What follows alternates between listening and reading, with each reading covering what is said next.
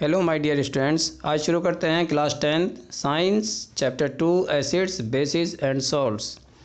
ये वाला जो चैप्टर है ये हमारा केमिस्ट्री से बिलोंग करता है और इस चैप्टर में बहुत ही कुछ नया सीखने को मिलेगा। बहुत कुछ ऐसी चीज़ें होंगी जिससे आप फेमिलियर भी हैं, बहुत सारी ऐसी भी चीज़ें होंगी जिनसे आप फेमिलियर नहीं हैं, जिनके बारे में आप इस चैप्टर में जानेंगे। तो बहुत ही इंटरेस्टिंग चैप्टर है, बहुत ही अच्छा चैप्टर है ये। तो शुरू करते हैं। You have learnt in your previous classes that the sour and bitter taste of food are due to acids and bases। आपने अपनी प्रीवियस क्लासेस में ये सीखा है कि जितना भी जो फूड का जो टेस्ट होता है वो सोर होता है या बिटर होता है, वो किसकी वजह से होता है। अगर सोर है तो वो एसिड की वजह से होता है और बिटर अगर होता है तो वो बेसिस की वजह से होता है। रेस्पेक्टिवली प्रेजेंट इन दैम, जो उस फूड के अंदर प्रेजेंट होते हैं। If someone in the family suffering from a problem of acidity after overeating, which of the following would you suggest as a remedy? Lemon juice, vinegar or baking soda solution। यदि आपकी family में कोई ऐसा member है जो acidity से सफ़र कर रहा है, एसिडिटी की जो प्रॉब्लम है उससे सफ़र कर रहा है आफ्टर ओवर ईटिंग, या तो उसने ओवर ईटिंग कर ली है यानी भूख से ज़्यादा खा लिया है। Which of the following would you suggest as a remedy, आप रेमेडी के रूप में उसे क्या सजेस्ट करेंगे? लेमन जूस करेंगे या विनेगर करेंगे या baking soda solution. Which property did you think of while choosing the remedy, जब आप रेमेडी को आप चूज कर रहे हैं कि कौन सी रेमेडी देनी है तो उस टाइम आपके मन में क्या चल रहा है, आप क्या सोच रहे हैं, कौन सी प्रॉपर्टी को लेकर सोच रहे हैं। Surely you must have used your knowledge about the ability of acids and bases to nullify each other's effect। तो आप किसके बारे में सोचेंगे? निश्चित रूप से आप उसके बारे में सोचेंगे क्योंकि आपको पता है एबिलिटी ऑफ एसिड्स, एसिड्स की जो एबिलिटी होती है उसके बारे में, या फिर जो बेसिस जो होते हैं किस तरीके से नलीफाई करते हैं एसिड्स को। बेसिस जो होते हैं वो नलीफाइज करते हैं एसिड्स को और एसिड जो होते हैं नलीफाइज करते हैं बेसिस को, यानी एक दूसरे को नलीफाइज करते हैं। नलीफाइज करना मतलब होता है न्यूट्रलाइज करना, उदासीन बना देना, यानी एक दूसरे के इफेक्ट को कम कर देना। रिकॉल हाउ वी टेस्टेड सोर and bitter substances without testing them, यदि हम उनको टेस्ट ना करें तो उनके सोर या बिटर होने का पता कैसे लगेगा। तो आगे जानते हैं थोड़ा सा। You already know that acids are sour in test, आपको पहले से पता है कि जो जितने भी एसिड्स होते हैं वो स्वाद में खट्टे होते हैं। And change the colour of blue litmus to red, और जो ब्लू लिटमस जो होता है उसको रेड में चेंज कर देते हैं। Whereas bases are bitter, लेकिन जो बेसिस जो होते हैं वो क्या होते हैं, बिटर होते हैं टेस्ट में। And change the colour of red litmus to blue, और रेड लिटमस पेपर को ब्लू में कन्वर्ट कर देते हैं। Litmus is a natural indicator, litmus के बारे में पता होना चाहिए कि लिटमस क्या है। एक इंडिकेटर होता है जो क्या इंडिकेट करता है कि कोई सब्सटेंस जिसमें हम इसको चेक कर रहे हैं कि वो एसिडिक है या बेसिक नेचर का है। Turmeric is another such indicator, turmeric क्या है, एक दूसरा इंडिकेटर है, ये भी एक नेचुरल इंडिकेटर ही है।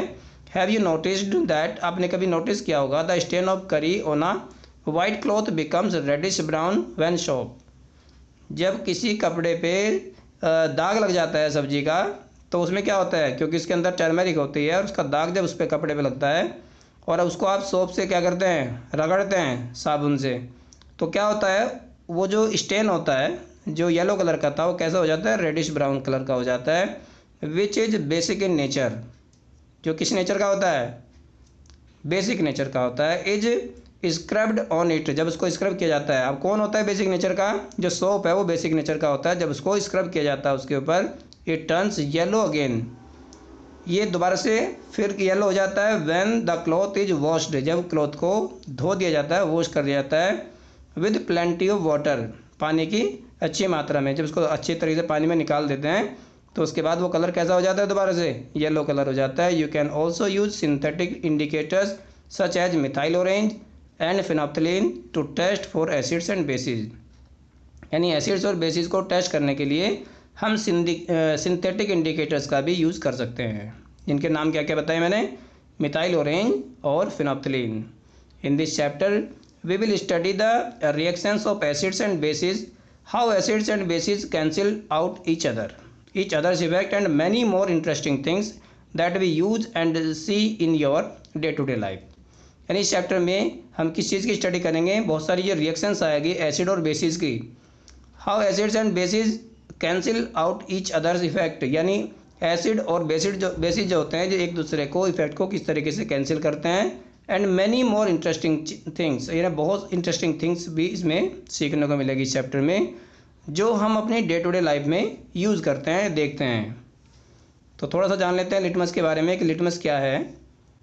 Litmus is a purple dye. Litmus क्या है अभी बताया था लिटमस के बारे में, क्योंकि एक नेचुरल इंडिकेटर होता है, लेकिन उसको हम किस तरीके से यूज़ करते हैं या किस तरीके से उसको बनाते हैं, तैयार करते हैं, वो मैं बता रहा हूँ इसमें कि litmus solution is a purple dye. इसका कलर कैसा होता है, लिटमस सॉल्यूशन का पर्पल कलर होता है, which is extracted from lichen. जो लाइकेन जो होता है एक प्लांट होता है belonging to the division thallophyta, जो थैलोफाइटा से बिलोंग करता है, and is commonly used as an indicator, और एक आमतौर पर इंडिकेटर की तरह से उसको यूज़ किया जाता है। When the litmus solution is नदर एसिडिक नॉर बेसिक, जब लिटमस सॉल्यूशन जो होता है वो ना तो एसिडिक होता है ना ही बेसिक होता है, इट्स कलर इज पर्पल, इसका जो नेचुरल कलर होता है वो पर्पल होता है। There are many other natural materials like red cabbage leaves, turmeric, coloured petals of some flowers such as hydrangea या पेटोनिया जो होता है, और या फिर जर्मेनिया। तो ये क्या होते हैं, which indicate the presence of acids और बेसिस इन अ सॉल्यूशन, जो क्या बताते हैं कि कोई सॉल्यूशन जो होता है वो एसिडिक है या फिर बेसिक है। तो ये कुछ नेचुरल इंडिकेटर्स हैं। These are called acid base indicators, sometimes simply indicators, और इन इंडिकेटर्स को एसिड बेस इंडिकेटर्स या फिर सामान्य रूप में इसको सिंपली इंडिकेटर्स यानी सामान्य इंडिकेटर्स भी कहा जाता है। सामान्य सूचक जो होते हैं यानी सूचना करने वाले, इंडिकेट करने वाले। तो आगे थोड़ा सा और समझते हैं, understanding the chemical properties of acids and basis. Acids और बेसिस की जो केमिकल प्रॉपर्टीज होती है यानी केमिकल रिएक्शंस किस किस तरीके से करते हैं उनको थोड़ा सा जान लेते हैं। सबसे पहले की एक्टिविटी आ गई इसमें, acids and basis in the laboratory. अब लेबोरेटरी में किस किस तरीके से ये रिएक्ट करते हैं देखते हैं। Collect the following samples from the science laboratory. Hydrochloric acid, ये फॉर्मूले इनके मैं एक बार फिर बताना चाहूँगा कि जितने भी हम केमिकल्स यूज़ करते हैं, जितने भी इस तरह की जो केमिकल फार्मूले हैं वो आपको लर्न होने चाहिए विद नेम। अगर आपने केमिकल फार्मूले लर्न नहीं किए तो आपको बहुत प्रॉब्लम हो सकती है। बहुत सारी ऐसी रिएक्शंस आती है या बहुत सारे ऐसे फार्मूले होते हैं, अगर हमें नहीं पता तो हमें ना हम रिएक्शंस के बारे में कुछ बता सकते, ना ही हम ये बता सकते कि ये किसका फार्मूला है या ये केमिकल नेम जिसका क्या होना चाहिए। तो सबसे पहले जो केमिकल नेम है वो और जो केमिकल फार्मूले हैं वो उनको कहीं ना कहीं एक जगह नोट करके रखें, क्योंकि ये बहुत काम आने वाली चीज़ है। तो क्या करते हैं, लेबोरेटरी से हाइड्रोक्लोरिक एसिड लेते हैं, जिसका फार्मूला क्या है, HCl, सल्फ्यूरिक एसिड यानी H2SO4, nitric acid, acetic acid, sodium hydroxide, calcium hydroxide, potassium hydroxide, magnesium hydroxide and ammonium hydroxide. Put a drop of each of the above solution on watch glass. इनमें क्या करते हैं, a drop of each यानी हर किसी में से एक बूंद जो होता है कहाँ लेते हैं, वॉच ग्लास में लेते हैं, and test with a soap of the following indicators as in the table 2.1। इसमें दिया हुआ है थोड़ा सा, उसको भी देख लेंगे।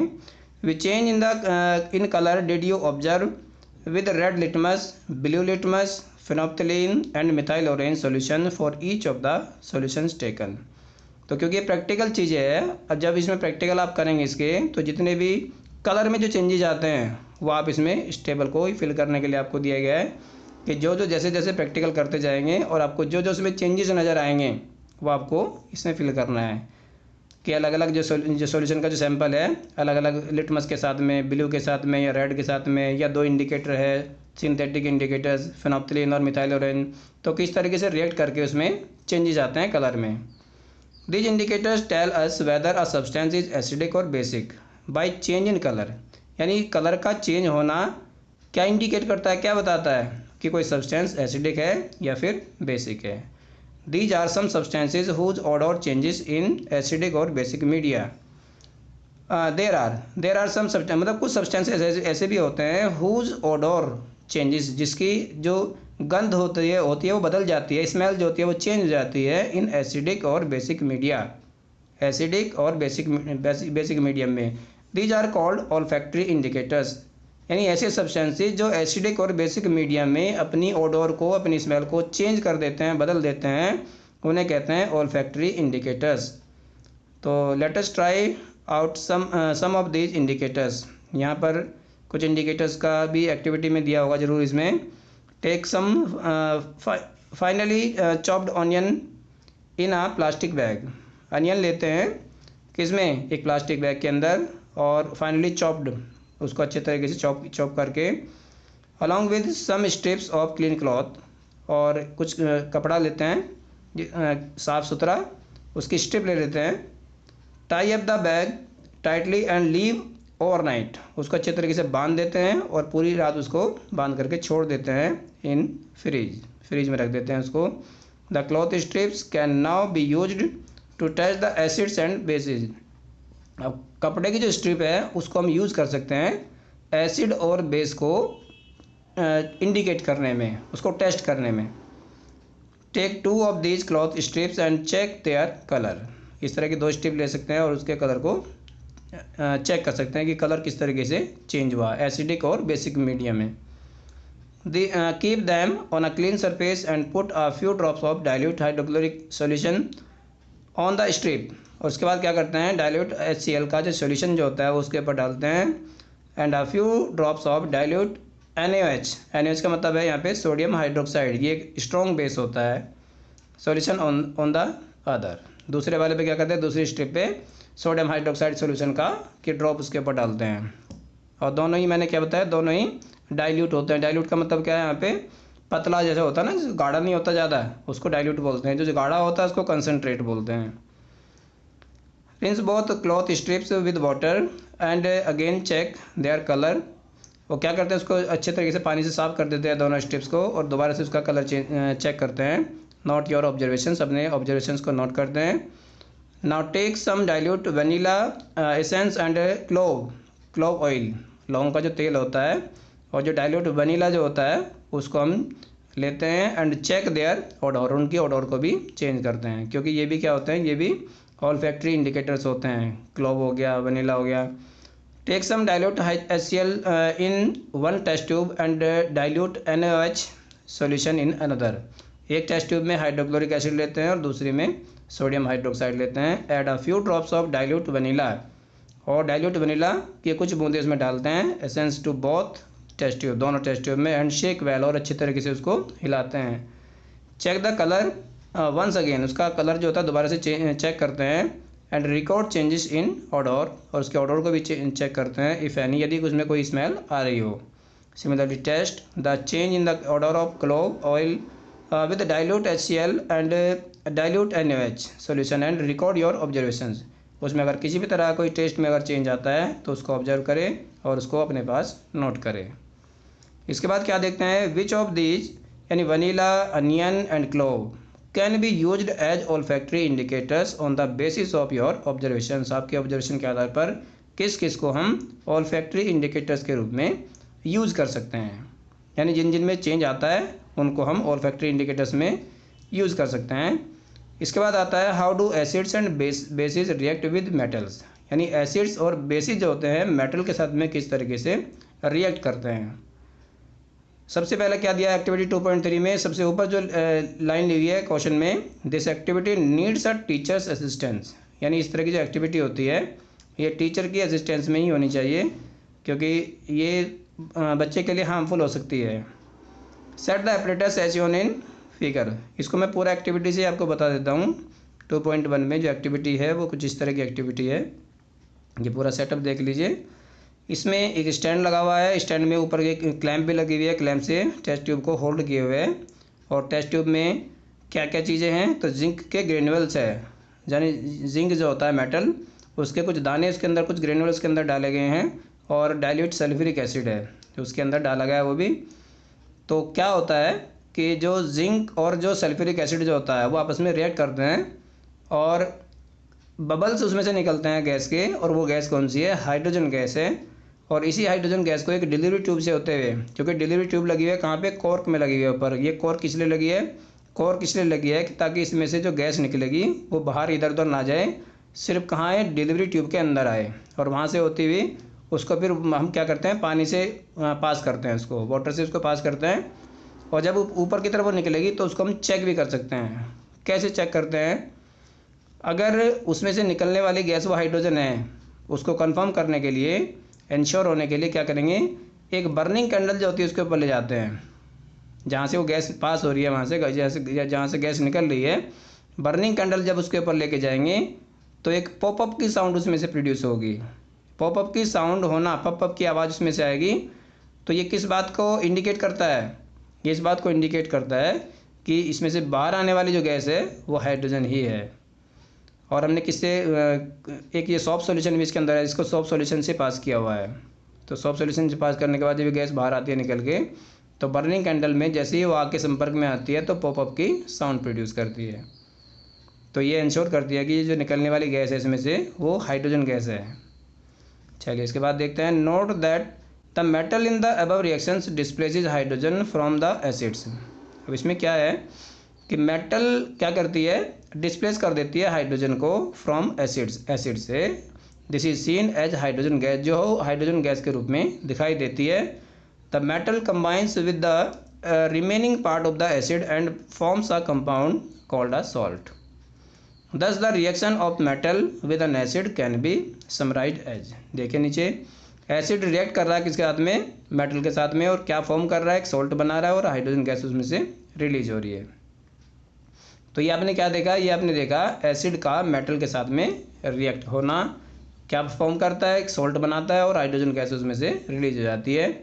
इसके बाद देखते हैं, can you now right the equations for the reactions you have observe. आपने जो ऑब्जर्व किया उसको क्या रिएक्शन के इक्वेशन के रूप में लिख सकते हैं। इसके बाद एक और एक्टिविटी देख लेते हैं, छोटी छोटी एक्टिविटीज़ हैं, समझने के लिए बहुत अच्छी होती है activity 2.4। Place a few pieces of granulated zinc metal in a test tube. एक टेस्ट ट्यूब के अंदर क्या करते हैं? कुछ जो ग्रेन्स होते हैं, ग्रेन्यूल्स होते हैं जिंक मेटल के, उसको ले लेते हैं। Add 2 ml of sodium hydroxide solution, उसमें 2 ml सोडियम हाइड्रोक्साइड सोल्यूशन डालते हैं, एंड वार्म, और उसको गर्म करते हैं, and contents of the test tube, test tube के अंदर जो कंटेंट है। Repeat the rest of the steps activity 2.3 में जैसे स्टेप्स बताए गए वो सारे स्टेप्स करते हैं, और अपने ऑब्जर्वेशंस को रिकॉर्ड करते हैं। अब ये रिएक्शन किसके साथ में हो रही है? ये रिएक्शन जो हो रही है बेस के साथ में हो रही है। मैंने बताया था जो सोडियम हाइड्रोक्साइड होती है, इसका फॉर्मूला है NaOH। ये क्या है? Sodium hydroxide. किसके साथ रिएक्ट कर रहा है? जिंक के साथ रिएक्ट कर रहा है। और जिंक के साथ रिएक्ट करने के बाद में, जिंक क्या है? एक मेटल है, यानी एक बेस मेटल के साथ रिएक्ट कर रहा है यहाँ पे, और क्या बना रहा है? सोडियम जिंकेट, जिसका फॉर्मूला है Na2ZnO2। सिंबल का हमेशा ध्यान रखिएगा, सिंबल प्रॉपर लिखा हुआ होना चाहिए। जहाँ कैपिटल लेटर होता है वहाँ कैपिटल लेटर, जहाँ स्मॉल लेटर होता है वहाँ पे स्मॉल लेटर का ही यूज होता है हमेशा। तो जिंक बेस के साथ में यानी सोडियम हाइड्रोक्साइड के साथ रिएक्ट करके क्या बनाता है? सोडियम जिंकेट बनाता है, और उसमें भी हाइड्रोजन गैस रिलीज होती है, जिस तरीके से एसिड के साथ रिएक्ट करने से होती है। तो you find again that hydrogen is formed in the reaction. आपने दोबारा क्या देखा? जिस तरीके से एसिड में हाइड्रोजन गैस रिलीज होती है, उसी तरीके से बेसिस के साथ रिएक्ट करने में भी हाइड्रोजन गैस रिलीज होती है। However such reactions are not possible all with all metals, लेकिन such reactions are not possible, लेकिन ये हर किसी मेटल के साथ में पॉसिबल नहीं है। कोई मेटल ऐसी भी होती है कि जो रिएक्ट नहीं करती इस तरीके से, यानी हाइड्रोजन गैस रिलीज नहीं करती। इसके बाद और एक छोटी सी एक्टिविटीज है, take 2 test tubes, label them A and B। यहाँ भी क्या करते हैं, थोड़ा सा इसको यूम कर लेते हैं कि 2 टेस्ट ट्यूब लेते हैं, उनको लेबल कर देते हैं A और B करके। Take about 0.5 gram of sodium carbonate, और कितना लेते हैं? लगभग आधा ग्राम सोडियम बाइकार्बोनेट लेते हैं टेस्ट ट्यूब के अंदर, टेस्ट ट्यूब A में, and about 0.5 of sodium hydrogen carbonate, जिसका फॉर्मूला होता है NaHCO3 in test tube B। Add about 2 ml of dilute HCl to both the test tube. अब दोनों टेस्ट ट्यूब में क्या करते हैं? 2 ml हाइड्रोक्लोरिक एसिड डालते हैं, वो भी dilute. What do you observe, उसमें आप क्या ऑब्जर्व करते हैं। Pass the gas produced in each case through lime water, और उस गैस को क्या करते हैं, लाइम वाटर से पास करके देखते हैं। लाइम वाटर का जो कॉमन नेम होता है वो होता है कैल्शियम हाइड्रोक्साइड सॉल्यूशन, या लाइम वाटर तो इसका कॉमन नेम हो गया, और जो इसका केमिकल नेम होता है वो होता है calcium hydroxide solution as shown in the figure. और अपने जो भी ऑब्जर्वेशंस होते हैं उनको रिकॉर्ड करते हैं। थोड़ा सा यहाँ पे डायग्राम्स के थ्रू समझ लेते हैं। यहाँ भी एक टेस्ट ट्यूब, इसमें एक स्टैंड हो गया, स्टैंड में क्लैंप लगे हुए हैं, और टेस्ट ट्यूब ए है, ये टेस्ट ट्यूब ए दिखाएगी इसके अंदर। और कौन किसके साथ रिएक्ट कर रहा है, सोडियम कार्बोनेट और डाइल्यूट हाइड्रोक्लोरिक एसिड दोनों आपस में रिएक्ट करते हैं। रिएक्ट करने के बाद जो गैस उसमें से बनती है वो कौन सी गैस है, कार्बन डाइऑक्साइड। तो ये कार्बन डाइऑक्साइड गैस जो होती है ये भी एक डिलीवरी ट्यूब से इसको बाहर निकाला जाता है, क्योंकि गैस को जो कार्बन डाइऑक्साइड जो गैस होती है इसको हम चेक करते हैं किससे, कैल्शियम हाइड्रोक्साइड सॉल्यूशन से। अगर कैल्शियम हाइड्रोक्साइड का जो सॉल्यूशन होता है अगर वो मिल्की कलर का हो जाता है, अगर वो वाइट कलर का हो जाता है, कोई दूधिया रंग उसका हो जाता है, तो ये इस बात को इंश्योर करता है कि इसमें से निकलने वाली जो गैस है वो कार्बन डाइऑक्साइड गैस होगी। तो इक्वेशंस भी देख लेते हैं उसकी क्या है। The reactions occurring in above activity are written as, test tube A की अगर बात करते हैं तो उसमें सोडियम कार्बोनेट था, टेस्ट ट्यूब बी में क्या है, सोडियम बाइकार्बोनेट है। अगर बीच में एच आ जाता है तो वो सोडियम बाइकार्बोनेट हो जाता है। और दोनों किसके साथ रिएक्ट कर रहे हैं, HCl के साथ में, यानी हाइड्रोक्लोरिक एसिड के साथ में रिएक्ट कर रहे हैं, और दोनों ही सॉल्ट बना रहे हैं, वाटर और कार्बन डाइऑक्साइड। पहले वाले में जो सॉल्ट बना है वो भी सोडियम क्लोराइड है, दूसरे वाले में भी सोडियम क्लोराइड है, और उसके बाद वाटर और कार्बन डाइऑक्साइड। यानी दोनों केसेस में अगर सोडियम कार्बोनेट हो या सोडियम बाइकार्बोनेट हो, दोनों ही एसिड के साथ रिएक्ट करके क्या फॉर्म करते हैं, sodium chloride, water and carbon dioxide. अच्छा, on passing the carbon dioxide gas evolve through lime water, जब इस कार्बन डाइऑक्साइड गैस को जो इस रिएक्शन में बनी है, अगर लाइम वाटर क्या है यहाँ पे, जिसका फॉर्मूला है कैल्शियम हाइड्रोक्साइड यानी CaOH ट्वाइस, इसको ट्वाइस करके बोलते हैं, ऐसे इसको रीड करते हैं CaOH ट्वाइस। ये क्या है, लाइम वाटर, और किसके साथ रिएक्ट कर रहा है, CO2 के साथ में, कार्बन डाइऑक्साइड के साथ में रिएक्ट कर रहा है। क्या फॉर्म कर रहा है, कैल्शियम कार्बोनेट। ये एक वाइट प्रिसिपिटेट है। प्रिसिपिटेट मैंने बताया था पहले भी कि प्रिसिपिटेट क्या होता है, जो रिएक्शन में टेस्ट ट्यूब के अंदर जो सेटल डाउन हो जाता है नीचे, बॉटम में बैठ जाता है नीचे, वो प्रिसिपिटेट होता है, और प्लस वाटर। तो इस तरह की जो रिएक्शन होती है आप देख सकते हैं, ये जो वाइट प्रिसिपिटेट होता है इसकी वजह से जो कलर होता है उसका लाइम वाटर का, वो कैसा हो जाता है, मिल्की कलर हो जाता है, दूधिया रंग उसका हो जाता है। इसके बाद और देखते हैं, on passing excess carbon dioxide the following reaction takes place. अगर इसमें ज़्यादा कार्बन डाइऑक्साइड अगर पास की जाती है किससे, लाइम वाटर से, यानी कैल्शियम कार्बोनेट, जैसे कैल्शियम कार्बोनेट बन गया, उसके बाद फिर दोबारा से हम क्या करते हैं, दोबारा से वाटर और कार्बन डाइऑक्साइड दोबारा से फिर उससे रिएक्ट करा के देखते हैं, तो दोबारा क्या बन जाएगा, कैल्शियम बाइकार्बोनेट। कैल्शियम कार्बोनेट का एक्वस सॉल्यूशन बन जाता है, यानी solution in water. Limestone, chalk and marble are different forms of calcium carbonate. Limestone जो होता है, चौक या मार्बल जो होते हैं, वो अलग अलग फॉर्म्स होती है कैल्शियम कार्बोनेट की। All metals, carbonates and hydrogen carbonate react with acids to give a corresponding salts, carbon dioxide and water. यानी जितनी भी मेटल्स होती है कार्बोनेट और हाइड्रोजन कार्बन के साथ में रिएक्ट करके क्या बनाती है, एसिड के साथ रिएक्ट करके क्या बनाती है, कॉरस्पॉन्डिंग सॉल्ट बनाएंगे। अपने कॉरस्पॉन्डिंग का मतलब अपने अपने सॉल्ट बनाएंगी, कार्बन डाइऑक्साइड और वाटर उसमें फॉर्म होंगे। Thus the reaction can be summarised as, इस तरीके से भी कह सकते हैं उसको समरी के रूप में, कि मेटल कार्बोनेट या फिर मेटल हाइड्रोजन कार्बोनेट, इन दोनों में से कोई भी अगर रिएक्ट करता है किसके साथ में, एसिड के साथ में, तो क्या बनता है, अपने अपना सॉल्ट बनाता है, कॉरस्पॉन्डिंग सॉल्ट, कार्बन डाइऑक्साइड और वाटर उसमें से रिलीज हो जाते हैं। इसके बाद आता है how do acids and basis react with each other. जैसे कि मैंने स्टार्टिंग में भी बताया था कि एसिड और बेस जो होता है वो आपस में भी एक दूसरे से रिएक्ट करते हैं, यानी एक दूसरे के इफेक्ट को कम कर देते हैं। बेस जो होता है वो एसिड के इफेक्ट को कम कर देता है, एसिड जो होता है वो बेस के इफेक्ट को कम कर देता है।